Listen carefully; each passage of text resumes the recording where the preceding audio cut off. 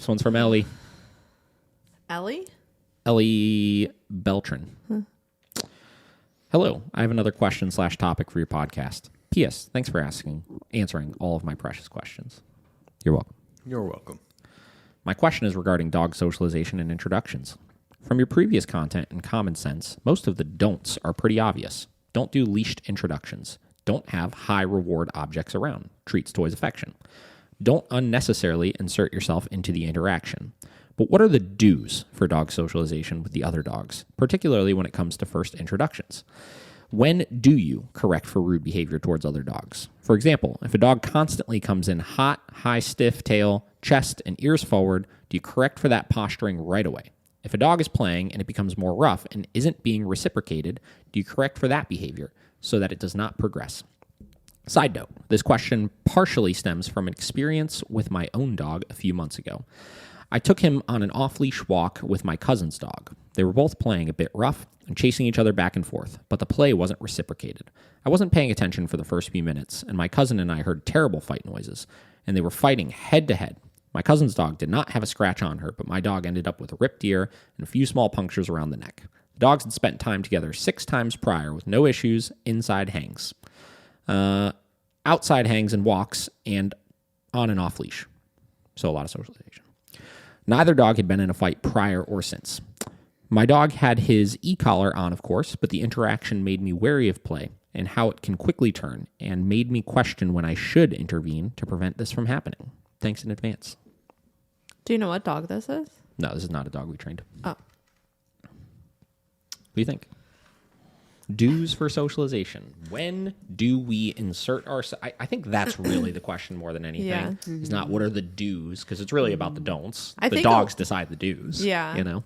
I think a lot of people get nervous when they see like the posturing and stuff and they want to interrupt it to just stop the dog versus like seeing what is the dog really going to do, because I don't know, I see a lot of dogs that come in hot and they kind of posture a little bit, get real stiff, but that's just how they move initially. And as they start getting more comfortable, they start opening up. When you correct that too quick without really knowing what the dog's going to do, then you're shutting the dog down and they're not going to learn to open up in socialization. Right? Mm-hmm. I think I would correct commitment. Oh. I think we're good. Let me check. Hold on. That happened the other day. I can't hear you. Yeah, you can. Oh. Can you? Yeah. You weren't talking in your mic then, I guess. What's going on? Now I can't. Oh, fuck Messing me. with the thing that... All right, we're recording again. It's a weak socket. Krista hit the headphone jack. It's a weak Yeah. socket. A weak socket. All right, socialization. Back to it. Do I have to restart? Or? No. We heard everything you said. Oh, okay. I think if I were to correct, it would just be commitment. But in play, if it's not mutual and the dog is kind of antagonizing the other one and it's not being reciprocated, then I would probably step in and correct. Mm-hmm. Right? Yeah. I don't know. What are your thoughts? So like if one dog's just like really overzealous. Yeah. Kinda. If the other one's being a little too pushy and the other one's definitely not into it or moving away or giving a little snap and the other one's not reading those cues, then I think it is up to us to correct that dog for not reading those cues. Mm-hmm. I agree. Okay, I have a couple notes here. So first and foremost, it sounds like these dogs had interacted a lot before, but one thing that I've always abided by when I'm introducing a dog to new dogs is keeping it slow and short, right? So I don't know what the context of this was, but I see a lot of people make the mistake of they will get 2 dogs together that may have been together enough times, right? But the dogs are hanging out for the entire time the humans are hanging out, right? It's like 2 hours, 3 hours, whatever, right? When we're introducing new dogs, I personally try to keep it short, right? I keep it around the 30-minute mark, and I keep it really structured from the standpoint of supervised, ready to address things when started, not running into a situation like you said in this post where, you know, we weren't paying attention and then we heard the fighting sounds. You should never run into that situation, right? Especially if this is a new place you were in with the dogs, right? Because it could have been anything, right? In this scenario, maybe one of the dogs picked up a stick off of the ground and started chewing it and then started resource guarding that stick, right? I don't know. I've seen Deli do that when we first moved in here, right? Where she'd pick up sticks in the yard, she'd start chewing them, and if one of the dogs tried to go over to her, she'd kind of show her teeth at them and stuff, right? So I want to catch any of those things as soon as they start to make sure that it doesn't turn into a problem. Because yes, you could physically not have dog toys and dog treats and stuff like that, but there are things in the environment that the dog will perceive as reinforcing that they will try to guard as well. And you have to be aware of that. What did you do with Deli? Did you correct her. that? Yeah, for sure. Did you correct her for taking the stick, or did you correct her for guarding When the she started stick? guarding it. Oh. Yeah. Did she just stop? She stopped after that? Yeah, and she kind of stopped playing with the sticks in general, Yeah. which I don't really have a problem with. Yeah. You can go either way. Like Henry, Brittany's dog, we did a session at the park one time because he would resource guard the fish, the dead fish on the I ground. think she told me that once. Yeah. Literally, we took him there. And that was his big thing, was like dog aggression issues he had, right? And, in Edgewater Beach, there's dead fish all over it. It's disgusting. He found this big-ass fish and went over and, like, hovered over it, and another dog came up near him, and he full-on... Oh, my God. And I told him no, Henry. nailed his ass, like, as high as the e-collar went. He ran away from that fish, and they still tell me Henry has never went near a fish since Are you serious? that time. One time, that's it. One time, right? Never But again. again, environmental things that the dog will perceive as reinforcing, that if you're not watching and you don't realize something like that can happen, it can turn into a problem, right?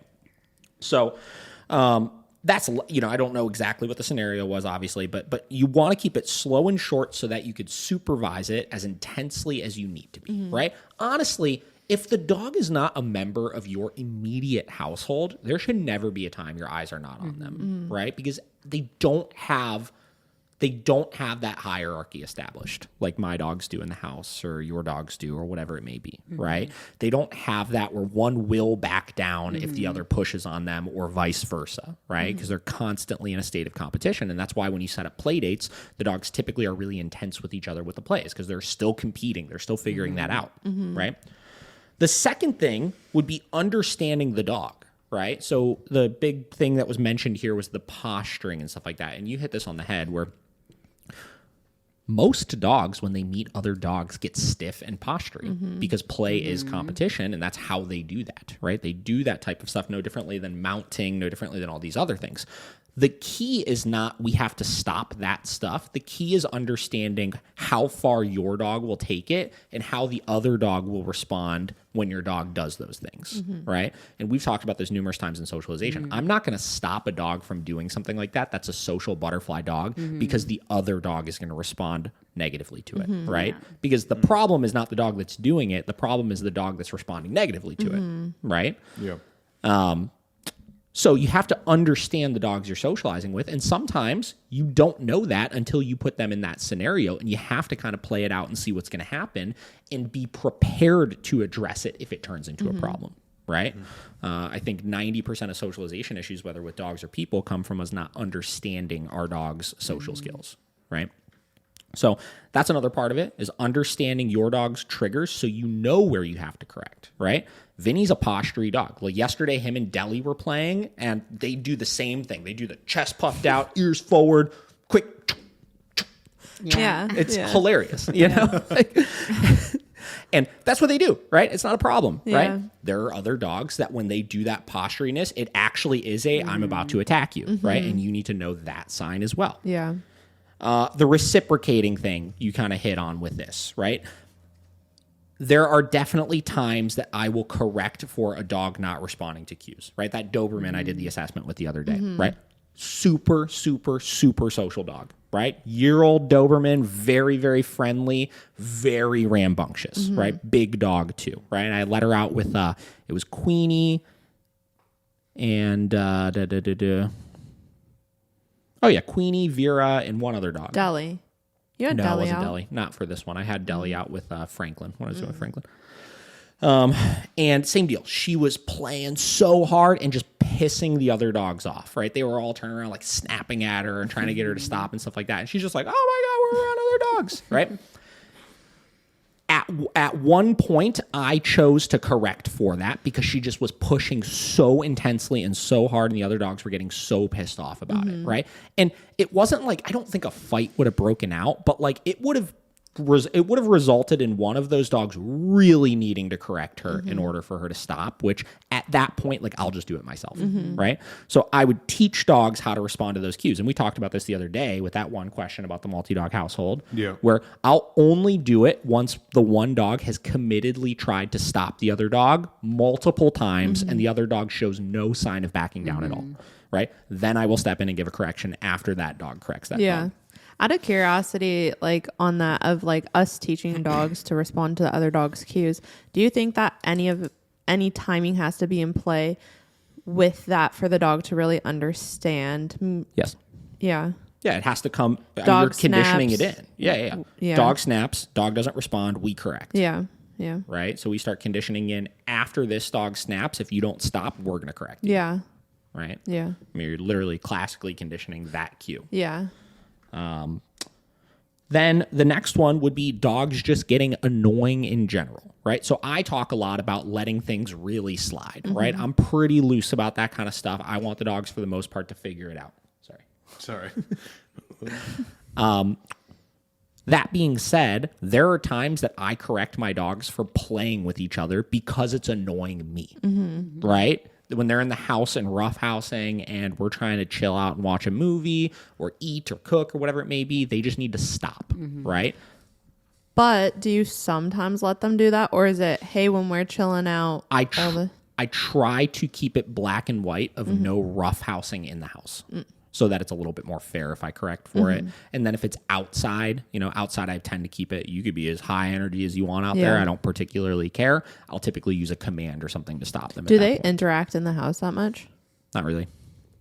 Yesterday was honestly the first time in a long time. Like I said, like Deli and Vinny started playing. I'm like, what are you guys doing? So sometimes when they're getting annoying, it's not wrong to give a correction for it if you want them to stop. And I think that helps them learn. This is a conversation of like using obedience versus just correcting for it. I think that it helps them learn a little bit of a cutoff cue for it, where like once it hits this point, I'm going to correct you. Where once they start hitting that point, they kind of start checking in, as opposed to needing to be like kind of managed with the obedience commands and stuff. And then the last part of it kind of goes with that is when I'm socializing dogs with other dogs in general, I will occasionally test the dogs to see how in tune with me they are, right? I talk about this a lot when I'm socializing dogs. I'm okay with play getting real wild with the assumption that if I need to, I could stop it on a dime, right? So in order to do that, I need to make sure that I have their attention still. So sometimes when they're roughhousing and stuff like that, I'll say something, whether it's a name or I'll give a command or something. And then if I don't get an immediate response to that, I'll just give a correction, right? And I start teaching them that my verbal cues need to be paid attention to at all times, right? So that's something else you could do that also helps to keep the dogs with one ear turned to you, where you're not going to run into as many situations like that, right? So those are kind of my do's, I guess, as far as socialization of where I will intervene and how I will intervene.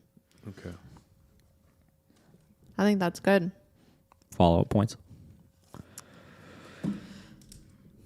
No, but I guess for like owners that don't have any tools on their dog, how are you suggesting for them to create that? You can't really. It's very difficult to. Yeah. You're kind of leaving. This is what you're doing when you do that. Yeah. Literally. Fingers crossed. Please don't get into it with each other, right? You can keep a leash on the dog in case you need to go over and grab it or something like that, But you have to have some sort of communication. Yeah. You just have, you know what I mean? Like spray bottle with water.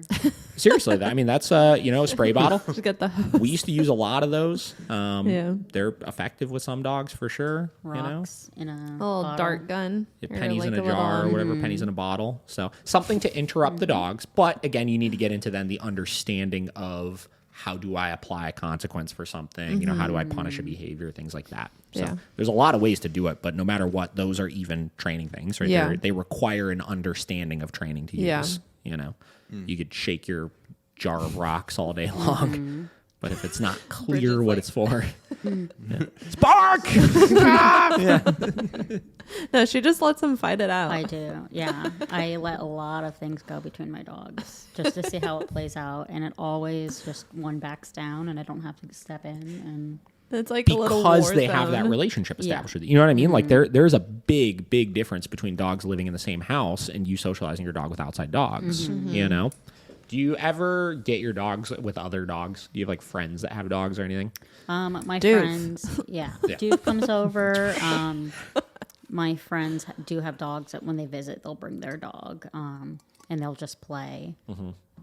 And everything works out. Well, her mom's dog, Benny, do you Oh, remember yeah. that dog that you Sure do. He's over here there. now, Nice. yeah.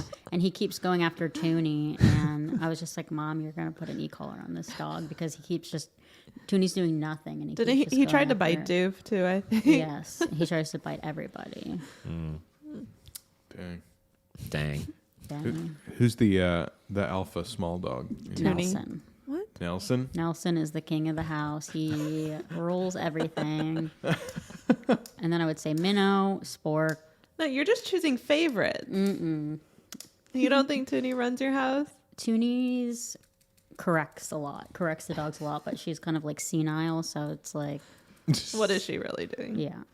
It's like the grandpa that sits in the chair Yeah. sleeping and every now and then gets up like, what are you guys doing? That's Toonie. That's, And I'd say Wow. bottom. Then bottom falls is- right back asleep. yeah. Star is the Star or Sunday or bottom dog. Yeah. Bottom tier. They're too chill. Good stuff. All right. Any last notes on that question? No. I think that's all of them.